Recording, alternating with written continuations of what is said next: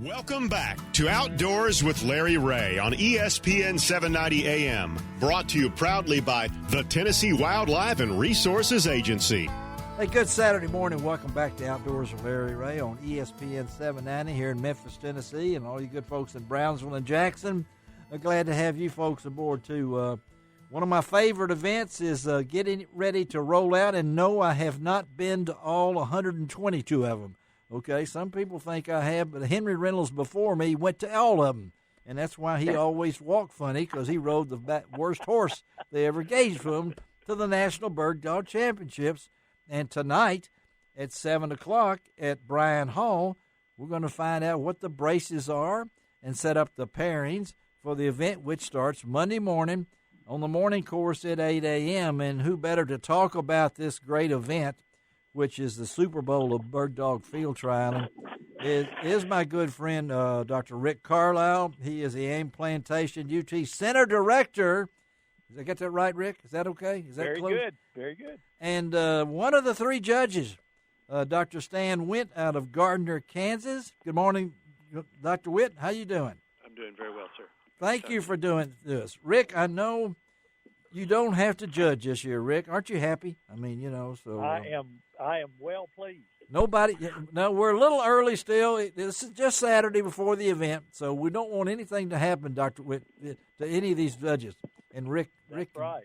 Take it easy. But let's talk about the event itself. And Rick, there are a few changes for the social distancing. We mentioned that on last week's show, or whenever it was, a couple of weeks ago. We had Gary Lester on last week's show, and Rick was on before that. So go over it again, because I know only certain people can come tonight. We're going to do a live streaming right on Facebook. So talk about. That is correct. We'll do Facebook Live. It is it's closed to the general public, but we will have Charlie Frank Bryan, the president of the National Field Trial Champion Association, and myself to conduct the drawing. The three judges, Dr. Went and J.D. Rayfield and Tom Shanker will be there, as well as reporter for the trial, William Smith.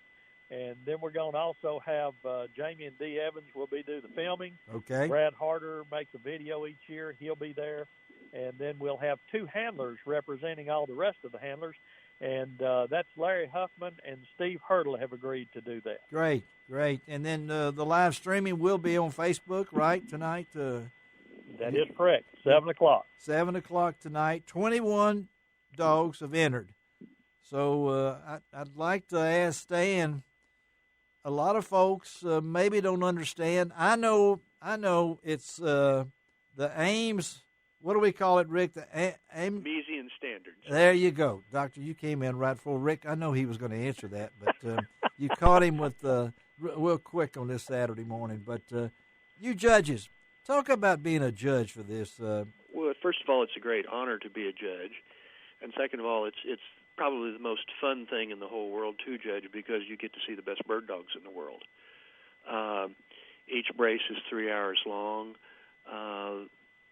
The conditions differ from day to day. You have to. You're always looking back at the standard that Hobart Ames set when he wrote down the Mesian standard, and you're looking for a dog that has unusual bird work, has great stamina. This is the only stake in the United States that's 3 hours in length. Yeah. And the third hour is extremely important in evaluating the dog. And as a judge, one of the three, boy, it's not an easy job. Now Rick knows this. When we all gather in the lawn before Ames Manor, and Rick's up there with all the saddles and all the other stuff, and announce that winner. You guys, sometimes it's a tough thing to do. So, well, last year, for example, we had 4 dogs that could have won yes. the championship any other year. Yes. And they all just happened to compete in the same year. And so it was more difficult to judge last year than it was the year before.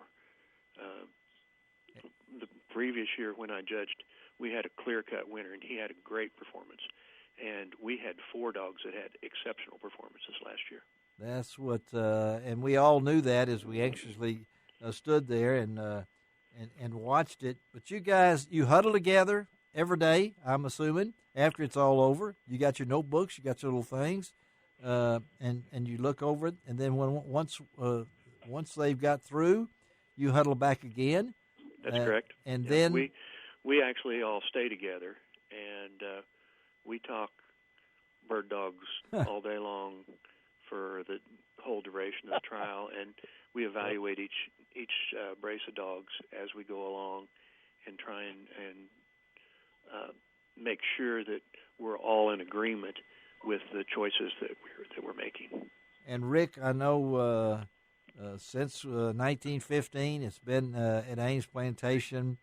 A lot of folks that think that's all you guys do out there, but it's a busy time for y'all. But this event is got so much history in it, right, Rick? I mean, you get that is correct, yes, sir. And where can you go to an event that is the national championship, and you don't pay anything unless you buy a box lunch? I mean, so this is an opportunity, folks. I'm telling you, if you've never been to Ames Plantation, there's opportunities along the roads, even to watch the dogs go across the roads. I think more, Rick, probably in the morning course. A lot more in the morning course, a lot more opportunities in the afternoon. Yeah, and you can do that. There's horseback. And I can remember, Rick, when what was the man, the old man's name? Golly, I can't even think of his name right now. Used to count the horses. Mr. Kyle Wilbur. Yeah, Mr. Wilbur. Yeah, he'd count the legs and divide by 4 and tell you how many horses were out there. So correct. He'd tell you that every time. Every time he would tell that, Stan. And I know it's an honor for you guys to do this, but it's a lot of time in the saddle. I mean, yes, that's something. Do you get psyched up like this as a judge? Are there butterflies for a judge and something like this? Oh, absolutely. If because you want to make the right decision. Yes. And there's so much tradition involved in that. Wow. That you want to uphold the honor of the sport. So it's a very rewarding time there. It is, and there's also a lot of history in this. Oh, yeah. Yep. I mean, I don't know how many judges have been over for the 122 years. Mr. Ames himself was a judge and set the standard for all this. And, Rick, we're looking at 21 dogs. Golly, that is the least amount, as you told me, since when? Since 1946. Golly, I was 3 then. I think I was riding a horse in those days, I mean, that tells everybody how old I am, but golly. And so it's just been a crazy year, Rick. Why only 21? Well, we had, there was 27 trials. There's 80 qualifying events in the United States and Canada. Uh-huh. 27 of them were canceled, mostly due to COVID. And so that left 32 dogs that were actually qualified to run. But then, lo and behold, you always have something happen since last February. Yes. And since last February, we had 2 dogs pass away last summer that were qualified, so that reduced the number. We've got about, I think we've got about 6 that have medical issues. A couple of them blown ACL, some with spinal column or spinal cord problems. Yes. And then we've got a couple that have weed seed in their lungs that are being treated with antibiotics. So amazing. Things happen. And we will know because we'll let you know today. I have written a story on the event for Sunday's commercial appeal. I hope it gets in. I'm not in charge of that. I just write them, and Rick proofreads them for me. No, that's I've got them out there. Miller's Speed Dial will not be in this event, and Gary Lester has told us that torn ACL. And, man, I think about an NBA player, somebody like that. But, Dr. Stan, these are athletes, aren't they? I mean, these dogs tremendous athletes. Last year the conditions were, as you know, less than ideal. Yes, cold, right, Rick? Yeah. Terrible mud. Yes. And the dog we were talking about, when he pointed his last bird at about 3 minutes to go in the third hour, he threw mud when he took off. That's how powerful he was. That's amazing. Yeah, just like a basketball player that goes up and twists. Yes. Your career can make a dramatic change in a short period of time. Well, as I say, style, stamina, and the ability to locate coveys of quail.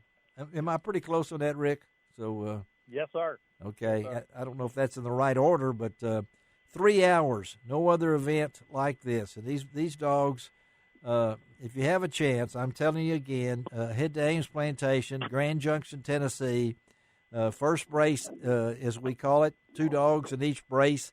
We ended up with how many? We got 1 female, is that right, Rick? Or 1 female and 20 male dogs, yes. Wow, man. That female. Good thing is she's not in season either, so that's a positive. Thank goodness. Yes, yeah. There you go. Folks, if you don't know what in season means, send me a text sometime, okay? And There you go.